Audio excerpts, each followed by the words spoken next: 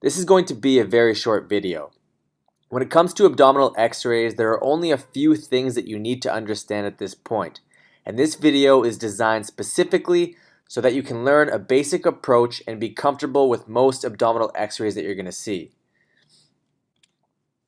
The utility of the abdominal x-ray in today's practice, practically speaking, is very limited.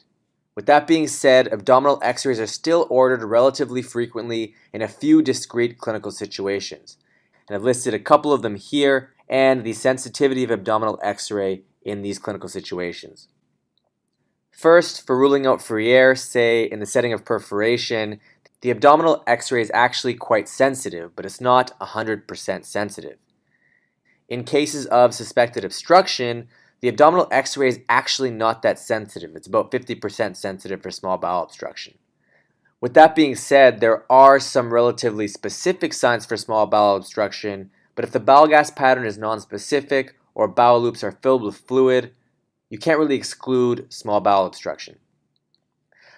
I want to make it clear that constipation is a clinical diagnosis. It is true that you can see stool in the colon on abdominal x-ray, but the colon is designed to hold stool. Most people are going to have some stool there. That being said, there are actually published grading systems for fecal loading, classifying fecal loading as mild, moderate, or severe. However, studies looking at abdominal x-ray in constipation in general have shown poor inter-observer reliability and ultimately conclude that the abdominal x-ray has limited utility in evaluating for constipation. When looking for kidney stones, non-contrast CT and in special cases ultrasound are the test of choice. Abdominal x-ray is generally performed here to see if you can see the stone, and if you can see the stone, the idea is that you can follow it up with serial x-rays. Now, let's move on to the actual imaging. Before we actually talk about abdominal x-ray, it's important to know what we're looking at when we talk about x-rays. Simply put, an x-ray is created by shining an x-ray beam through something and then detecting it on the other side.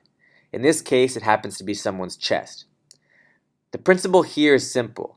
Tissues of lower density are going to appear darker, and tissues of higher density are going to appear brighter. When it comes to x-ray, you only need to know a few basic radiographic densities. We have air, which is a very low density and is going to show up the darkest, and very, very dense structures like bone and metal are going to show up as very bright. In between, we have fat, and then we have water and soft tissue. Fat is less dense than the water and the soft tissue. This is an example of an abdominal x-ray. So you can see we have the lung up here, which shows up as dark. Inside the bowel loops, we have gas, which shows up as dark. On the other side of the scale, we have dense things like bone that show up as very white. In between the two extremes, we have soft tissues. So this is the liver in the red upper quadrant. This is the right kidney over here. And the reason why we can see the outlines of these organs relatively well is because there is fat in between them, and that fat is slightly less dense. This here is called the properitoneal fat stripe.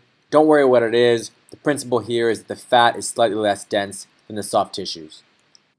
Okay, so now that we know the very basics, let's move on to interpreting abdominal x-rays. So we'll start with this x-ray, and we'll start with a question. You're on call and a patient's x-ray comes up and you're being asked your opinion on this x-ray, and the question that they're asking you is, does this patient have free air in the abdomen? And you can pause this video and take a few seconds to take a closer look and then commit to an answer and resume the video. Okay, now that you have your answer, we'll come back to this x-ray in a second. As I mentioned, there are really only a couple basic things that you need to know, and we're going to keep it supple. The first thing that you need to know when looking at an abdominal x-ray is how the patient is positioned.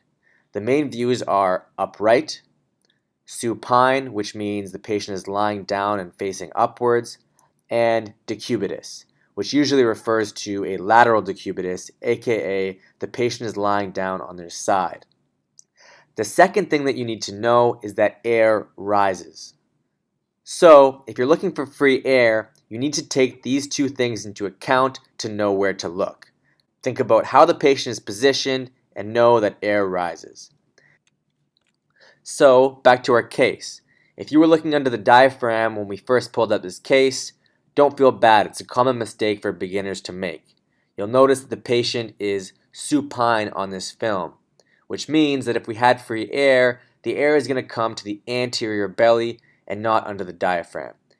Supine radiographs are not very sensitive for free air, and it's difficult to detect on supine films alone unless you have a very high volume of free air. You're going to assess for free air on every single abdominal X-ray, so it's important to know what to look for. There are a number of signs. Here are the few highest yield ones that you should know. Firstly, on upright films, you're going to look for air under the diaphragm. Here is an example of free air on an upright abdominal X-ray under the diaphragm on the right, but you can also see it under the diaphragm on the left. Here is the stomach bubble, and this is the free air right here. When the patient is supine, as I mentioned before, air moves to the anterior part of the abdomen. This can be detected as Wriggler's sign. Wriggler's sign refers to seeing air on both sides of the bowel wall. As a result, the bowel wall is very well defined. You should know that Wriggler's sign is probably one of the most overcalled signs by beginners. The reason for this is because you often have multiple bowel loops overlying each other, and you can get a similar appearance of bowel wall simulating Wriggler's sign. Lastly, with air anteriorly in a supine patient, you can also get the falciform ligament sign. The falciform ligament is not usually seen on abdominal X-rays, but if there is air on either side of it, which there is here, you're going to see the falciform ligament pretty well. Okay, so as we already discussed, abdominal X-rays are often ordered to assess for small bowel obstruction. So it's important to be able to assess the bowel gas pattern. Firstly, you need to be able to differentiate small bowel from large bowel. The easiest way to do this is to look for the circular folds of the small bowel, which can be seen traversing the loop from one side to the other. The circular folds are called the valvulae conniventes, also known as plicae circularis, because they are circular. You can see the plicae circularis in all these small bowel loops here. All these loops centrally are small bowel loops. When you're looking for large bowel, you're going to look for haustra and see projections that go into the lumen but do not make it all the way across. However, sometimes you might see these folds in a certain projection, making it look like they're going all the way across. This is a loop of large bowel, and this fold here appears like it's going all the way across, but this is colon. When it comes to assessing for small bowel obstruction, you really only need to know a couple signs. First, you need to look for dilated loops of small bowel. These are distended loops that are generally measuring over 3 centimeters in diameter. And you need to look for differential air fluid levels. You need to look for more than 2 air fluid levels that differ in height. A more specific sign of small bowel obstruction is to see air fluid levels that differ at least 2 centimeters in height within the same loop of bowel. So look out for that as well. So this is a supine film here, and we have multiple loops of small bowel that measure to be greater than 3 centimeters. This is an upright abdominal X-ray, and you notice several air fluid levels at different heights. You'll notice that some of these air fluid levels are in the same small bowel loop and differ in height. For example, this air fluid level and this air fluid level over here and over here. And again, if they differ greater than 2 centimeters, that's a very specific sign for small bowel obstruction.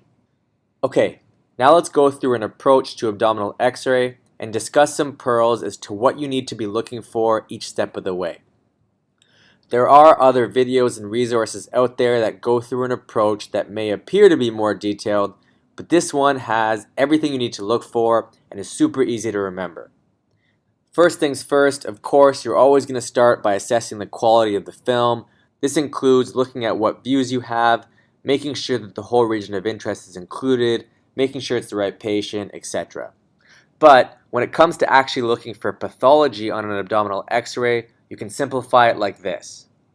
First, we're going to assess for things that are very dark, aka we're going to assess for air. We start by assessing for free air, and we talked about that already. Remember, free air rises. Next, we assess the bowel gas pattern. You want to identify the stomach, small bowel, and large bowel. Notice their position, notice their caliber, etc. A subtle sign of an abdominal mass might be displacement of bowel loops. Lastly, you need to look for other aberrant air, which means air where it shouldn't be.